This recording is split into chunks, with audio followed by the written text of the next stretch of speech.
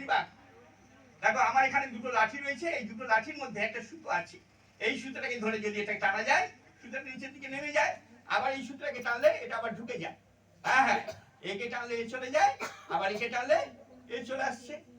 কি করে হচ্ছে বলো তো? হ্যাঁ আমি জানি, সবাই ঠিক বলে দিয়েছে।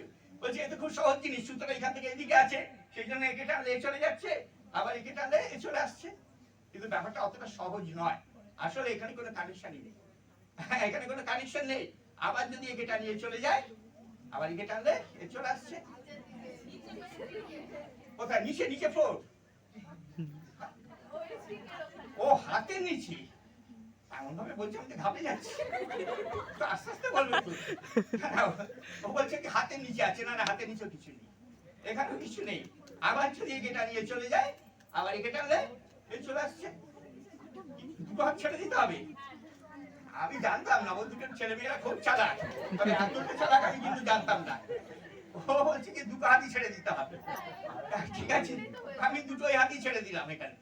এখানেও কিছু কোনো কানেকশন নেই। এখন একে টানলে এ চলে যায়, আবার একে টানলে এ চলে আসছে। পূর্ণিমাকে আমার বন্ধু বলে ডেকে নিয়ে এলাম, ওই বলছেন যে একেবারে দুটো হাত ছেড়ে দিতে হবে। আচ্ছা ঠিক আছে পূর্ণিমা, তোমার কথা শুনছি, ওদিকে সরে একটুখানি। এবার দুটো হাতই ছেড়ে দিয়েছি।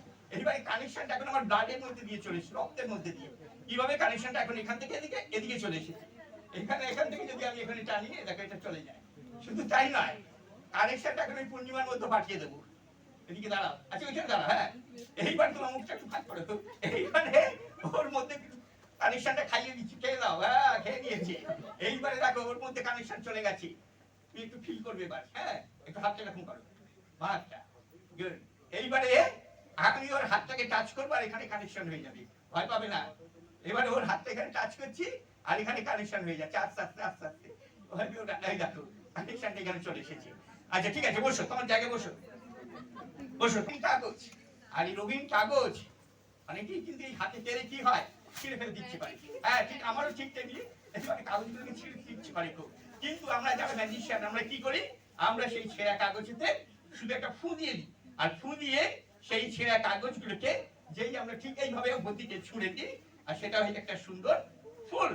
আর এই ফুল দিয়ে আমি সবাইকে অনেক অনেক শুভেচ্ছা জানিয়ে আমার এবার ম্যাজিকটা দেখাবো। এবার একজনকে আসতে হবে। আচ্ছা ঠিক আছে, আসতে হবে না, আমি ছেড়ে দিচ্ছি, তার অনেক দেরি হয়ে যাবে। তা আমরা এসেছি কোথা থেকে?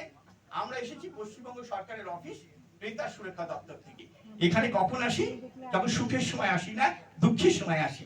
আর যখন আমরা ঠকে যাই তখন আসি। তা আমরা ঠকি কত রকম ভাবে, এটা যদি আমরা জানতে পারি তাহলে আমরা ঠকবো না। আমরা ঠকি কত রকম ভাবে? আমরা ঠকে যাই জিনিসের দামেতে ঠকে যাই।